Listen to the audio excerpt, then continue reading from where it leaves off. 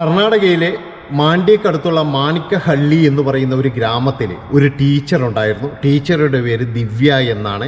അടുത്തുള്ള ഒരു പ്രൈവറ്റ് സ്കൂളിലാണ് അവർ പഠിപ്പിക്കുന്നത്. 28 വയസ്സുണ്ട്, അതിസുന്ദരിയാണ്. ഭർത്താവിൻ്റെ പേര് ലോകേഷ് എന്നാണ്. അദ്ദേഹവും ഒരു സ്ഥലത്ത് ജോലി ചെയ്യുന്നു. മകൻ 8 വയസ്സ്, വെങ്കിടേഷ്. ഇവർ വളരെയധികം സന്തോഷകരമായിട്ട് അവിടെ ജീവിക്കുകയാണ്. അതായത് ടീച്ചറാണെങ്കിൽ 9 മണിക്ക് തന്നെ സ്കൂളിലേക്ക് പോകും.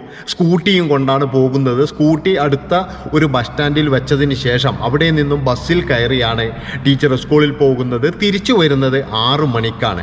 പക്ഷേ ടീച്ചർ സ്കൂളിൽ പോയി കഴിഞ്ഞാൽ എല്ലാ സമയവും വെങ്കിടേഷിനെ വിളിച്ചുകൊണ്ടേയിരിക്കും. ഏകദേശം ഒരു ഉച്ചയ്ക്ക് ചോറ് കഴിക്കുമ്പോൾ ചോറ് കഴിച്ചോ അണ്ണ എന്നൊക്കെ ചോദിച്ച് വിളിക്കും. വളരെയധികം സ്നേഹത്തോടുകൂടി കഴിയുന്ന ഒരു കുടുംബമാണ്.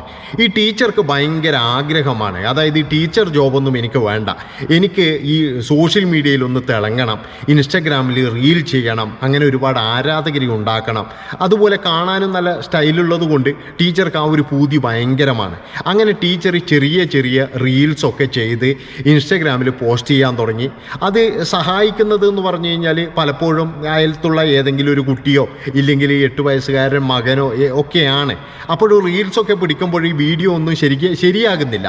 ശരിയാക്കുന്നത് കൊണ്ട് തന്നെ ടീച്ചർക്ക് അതൊരു വലിയ വിഷമം തന്നെയാണ്. എന്തൊക്കെയായാലും മുടങ്ങാതെ ടീച്ചർ റീൽസ് ഇടും. ടീച്ചർക്ക് ഫോളോവേഴ്സ് ഇങ്ങനെ കൂടിക്കൊണ്ടിരിക്കാൻ തുടങ്ങി. അതായത് നല്ല സുന്ദരിയായ ഒരു യുവതി ഇങ്ങനെ ഡാൻസ് ചെയ്യുമ്പോൾ ഒരുപാട് പേർക്ക് ഭയങ്കരമായിട്ട് ഇഷ്ടമുണ്ടാവുമല്ലോ. ഒരു പയ്യൻ സ്ഥിരമായിട്ടൊരു ലവ് ചിഹ്നം ഇങ്ങനെ അയച്ചുകൊണ്ടിരിക്കുന്നു. അതുപോലെ തന്നെ പേഴ്സണലായിട്ട് ബന്ധപ്പെടുന്നു. അപ്പോഴാണ് പറയുന്നത്, ടീച്ചറെ ഞാൻ ഇവിടെ നിങ്ങളുടെ അയൽവാസി തന്നെയാണ്. അതായത് ഇവരുടെ വീട്ടിൽ നിന്നും ഒരു 4 വീട് അപ്പുറത്തുള്ള ഒരു പയ്യനാണിത്. പയ്യൻ്റെ പേര് നിതീഷ് എന്നാണ്. നിതീഷ് അങ്ങനെ ടീച്ചറുമായിട്ട് വളരെയധികം അടുത്തു. ടീച്ചർ പറഞ്ഞു, നിതീഷ് നീ ഒരു കാര്യം ചെയ്യോ, എനിക്കൊന്ന് ഈ റീൽസൊക്കെ എടുക്കുമ്പോൾ എന്നെ ഒന്ന് സഹായിക്കാമോ, വീഡിയോ എടുത്തിട്ട് എന്നൊക്കെ ചോദിച്ചു. വെങ്കടേഷ് പറഞ്ഞു, അതിനെന്താ, അതൊരു പയ്യനല്ലേ, 20 വയസ്സുള്ളൊരു പയ്യനല്ലേ. ഈ ടീച്ചർക്കാണെങ്കിൽ 28 വയസ്സുണ്ട്. പയ്യൻ വന്നൊന്ന് മൊബൈലിൽ ഷൂട്ട് ചെയ്തു എന്ന് വിചാരിച്ചു കഴിഞ്ഞാൽ ഒന്നുമില്ലല്ലോ.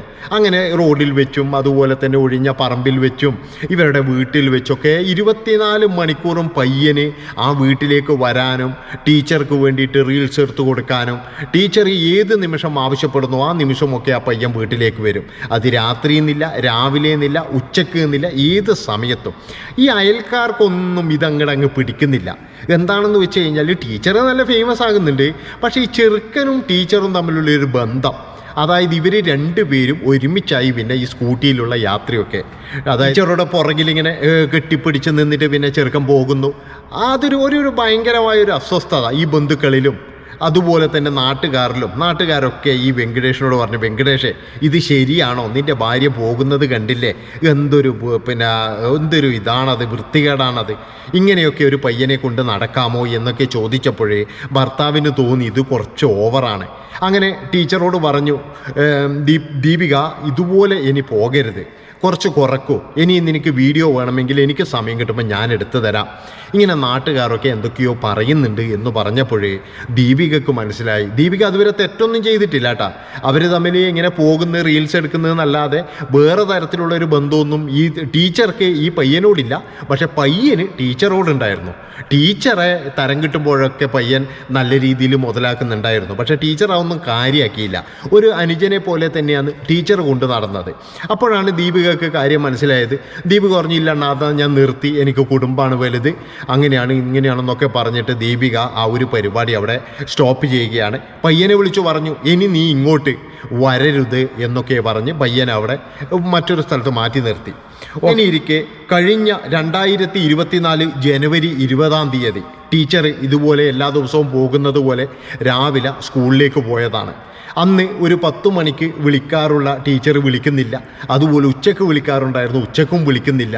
വൈകുന്നേരം 6 മണിയായിട്ടും ടീച്ചറുടെ ഒരു വിവരവും ഇല്ല. ഭർത്താവ് വെങ്കടേഷ് വിചാരിച്ചു എന്തുകൊണ്ടായിരിക്കും വിളിക്കാത്തത്. അതായത് എല്ലാ ദിവസവും വിളിക്കുന്നതാണ്, വളരെയധികം സ്നേഹത്തോടുകൂടി മകൻ്റെ കാര്യം ചോദിക്കും, ഞാൻ ഭക്ഷണം കഴിച്ചു എന്ന് ചോദിക്കുന്ന ഒരാൾ വിളിക്കുന്നില്ല, എന്തായിരിക്കും കാരണം എന്നിങ്ങനെ ആലോചിച്ചിരിക്കുമ്പോഴേ 6 മണിയായിട്ടും ടീച്ചർ വന്നിട്ടില്ല. അപ്പോൾ ഇദ്ദേഹത്തിന് തോന്നി തൻ്റെ ഭാര്യയ്ക്ക് എന്തോ അപകടം സംഭവിച്ചിരിക്കുന്നു. അങ്ങനെ ഇദ്ദേഹം ബൈക്കും എടുത്ത് നേരെ ഗ്രാമത്തിൽ നിന്ന് പോയിട്ട് സ്കൂട്ടർ പാർക്ക് ചെയ്യുന്ന സ്ഥലത്ത് നോക്കുമ്പോഴേക്കും ടീച്ചറുടെ സ്കൂട്ടർ അവിടെ കാണാനില്ല. അങ്ങനെ ഇദ്ദേഹം നേരെ സ്കൂളിലേക്ക് പോവുകയാണ്. സ്കൂളിൽ പോയി അന്വേഷിച്ചു, ഇതുപോലെ എൻ്റെ വൈഫ് ഇതുവരെ വീട്ടിലെത്തിയിട്ടില്ല എന്നൊക്കെ പറഞ്ഞപ്പോഴേ അവർ പറഞ്ഞു, ഇന്ന് ടീച്ചർ ഉച്ചയ്ക്ക് ഇവിടുന്ന് പോയിരുന്നല്ലോ, 12 മണിക്ക് ടീച്ചർ പോയിരുന്നു. അതുമാത്രവുമല്ല, ഇന്ന് ടീച്ചർ സ്വന്തം വണ്ടിയിലാണ് വന്നത്, ബസ്സിനല്ല വന്നത്. ഇന്ന് ഹാഫ് ഡേ ലീവ് എടുത്ത് ടീച്ചർ എങ്ങോട്ടോ പോയി എന്നാണ് ഇദ്ദേഹത്തോട് പറഞ്ഞത്. ഇദ്ദേഹം അങ്ങനെ എല്ലാ സ്ഥലവും നോക്കി, ഒരു ഇതുമില്ല. ഈ ചെറുക്കനുമായിട്ടുള്ള ബന്ധമുണ്ട് എന്ന് ആർക്കും അറിയില്ല. അതുകൊണ്ട് തന്നെ ഈ ചെറുക്കൻ്റെ വീട്ടിൽ പോകാനോ അന്വേഷിക്കാനൊന്നും ഈ വെങ്കിടേഷ് നിന്നില്ല എന്നുള്ളതാണ്. അങ്ങനെ ഇദ്ദേഹം വൈകുന്നേരം ഒരു 7 മണിയോട് കൂടിയിട്ട് ഇദ്ദേഹം പോലീസ് സ്റ്റേഷനിൽ കൊണ്ടുപോയിട്ട് ഒരു കംപ്ലയിൻറ്റ് കൊടുക്കുകയാണ്. പോലീസ് അപ്പോൾ തന്നെ ഉണർന്ന് പ്രവർത്തിച്ചു. അവരപ്പോൾ തന്നെ ഈ നമ്പറൊക്കെ വാങ്ങിച്ചു. ഈ ടീച്ചറുടെ നമ്പർ വാങ്ങിച്ച് സൈബർ സെല്ലിന് കൊടുക്കുമ്പോഴേ അവർ നോക്കുമ്പോൾ ഈ നമ്പർ സ്വിച്ച് ഓഫ് ആണ്. ഈ സ്വിച്ച് ഓഫ് ആയിരിക്കുന്നത് ഈ മാണ്ഡ്യക്കടുത്തുള്ള ഒരു മല അടിവാരത്തിനടുത്താണ്. അവിടെ ഒരു അമ്പലവും കാര്യങ്ങളൊക്കെ ഉണ്ട്. ടൂറിസ്റ്റുകളൊക്കെ വന്നു പോകുന്ന സ്ഥലമാണ്. ഏതായാലും പോലീസ് സംഘം അങ്ങോട്ട് വിട്ടപ്പോൾ ടീച്ചറുടെ സ്കൂട്ടർ അവിടെ തന്നെ കാണുന്നുണ്ട്. ടീച്ചറുടെ സ്കൂട്ടർ അവിടെയുണ്ട്, ബാക്കി ഒരാളെയും അവിടെ കാണുന്നില്ല. അന്നത്തെ രാത്രി മുഴുവൻ അവിടെ തെരഞ്ഞു നടന്നു. അവിടെ തെരഞ്ഞപ്പോഴൊന്നും ഈ ടീച്ചറുടെ ഒരു പൊടി പോലും അവിടെയില്ല. അപ്പോഴാണ് ഈ സൈബർ സെല്ലിൽ നിന്ന് അവസാനം വിളിച്ച കോള് ഇന്ന ഒരാൾക്കാണ് കോള് വിളിച്ചിരിക്കുന്നത് എന്നുള്ള ഒരു വിവരം കിട്ടുന്നത്. ആ ഒരു പേര് കേട്ടപ്പോഴാണ് ഭർത്താവ് ഞെട്ടിപ്പോയത്. കാരണം അത് നിതീഷിൻ്റെ നമ്പറാണ്. ബന്ധമില്ല എന്ന് പറയുന്ന നിതീഷ് പിന്നെ എന്തിനു വിളിച്ചു എന്ന് ഭർത്താവിന് തോന്നി. ഇവരിനി ഞാൻ അറിയാതെ വല്ല ബന്ധവും ഫോണിലൂടെ ഉണ്ടോ എന്നുള്ള ഒരു സംശയം പോലും ഈ ലോകേഷ് എന്ന് പറയുന്ന ഭർത്താവിനുണ്ടായി എന്നുള്ളതാണ്. ഏതായാലും നിതീഷിൻ്റെ ഫോൺ നമ്പർ നോക്കിയപ്പോൾ അതും സ്വിച്ച് ഓഫ് ആണ്. അദ്ദേഹത്തിൻ്റെ അച്ഛന് ഒരു മെസ്സേജ് അയച്ചിരിക്കുന്നു, അച്ഛൻ ഇനി അന്വേഷിക്കരുത്, ഞാൻ പോകുന്നു എന്ന് പറഞ്ഞിട്ട്.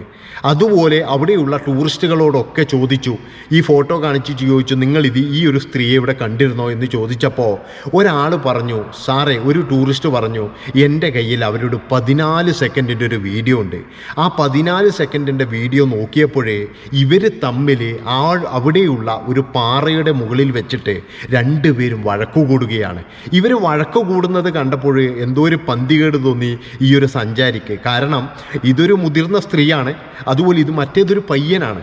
അപ്പോൾ ഇദ്ദേഹത്തിന് എന്തോ ഒരു സംശയം കുടുങ്ങിയിട്ട് അവരറിയാതെ ഒരു വീഡിയോ എടുത്തതാണ്. അപ്പോൾ ഇദ്ദേഹം ശ്രദ്ധിക്കുന്നുണ്ട് എന്ന് കണ്ടപ്പോൾ ഇവർ രണ്ടുപേരും സംസാരം നിർത്തുകയും തോളിൽ കൈയിട്ടിട്ടാണ് പിന്നീട് ഇവർ മലമുകളിലേക്ക് കയറിയത് എന്നാണ് ഈ സഞ്ചാരി പറയുന്നത്. എന്തൊക്കെയായാലും അവിടെയൊന്നും കാണുന്നില്ല. അങ്ങനെ തെരച്ചിലൊക്കെ അവസാനിപ്പിച്ചതിന് ശേഷം പോലീസുകാർ മടങ്ങി. പിറ്റേന്ന് രാവിലെയും തെരച്ചിൽ നടത്തി. കണ്ടു കിട്ടിയില്ല എന്നാണ് പോലീസ് സ്റ്റേഷൻ പറഞ്ഞത്. കാരണം ഇവർ രണ്ടുപേരും എവിടെയെങ്കിലും നാട് വിട്ടുപോയി, ഇതാണ് പോലീസുകാർ പറയുന്നത്. പക്ഷേ ലോകേഷിന് എന്തോ ഒരു സംശയം, എവിടെയും പോയിട്ടില്ല, തൻ്റെ ഭാര്യ അവിടെ എവിടെയോ ഉണ്ട് എന്നുള്ള ഒരു സംശയം.